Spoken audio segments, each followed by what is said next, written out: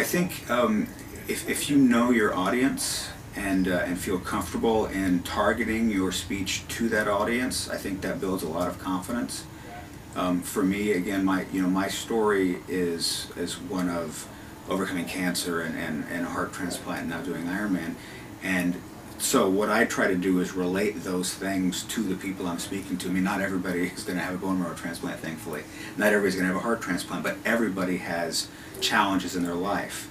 And so if you can craft that to meet to fit the audience that you're talking with, if it's a business audience, the challenge that they may have in that particular business environment, or if it's a health conference and people who are dealing with those kind of things, or just general inspiration. Everybody deals with something in their lives, so that if you can craft your story to relate specifically to those people, you could be off your game a little bit that day, but you know that your audience is going to go home and have taken something personal from your story.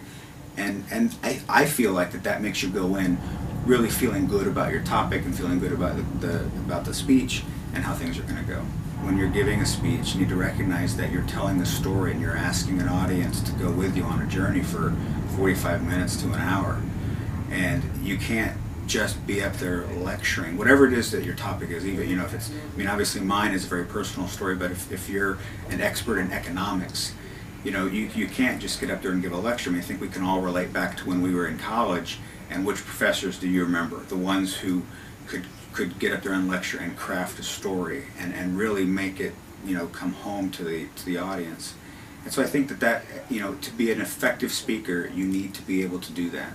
Yeah, if you're looking to transition into speaking, I think you need to come up with a strategy, how it is that whatever it is you have to sell, your story, your expertise, your book, how you can fit it into a variety of different speaking environments. So craft a strategy out.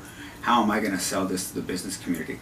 How am I going to sell this to people who just want to read my book? How am I going to sell this to, go in and read about the different conferences and conventions that are out there and the different kinds of keynote speakers that they hire, and figure out how it is that you can craft your message to meet those audiences. And then you've just got to start taking speaking gigs whenever you can get them, so that you can get good, because speaking is being comfortable and crafting a speech that fits, that really fits your audience and makes them happy that they sat there for an hour and listened to you. Requires some work. It requires some experience. And so when you're first starting out, no job is too small. No group of people is too small, and just craft that message and get out there and speak. Thank you for listening. Please review our other available content for help writing, publishing, and marketing your book.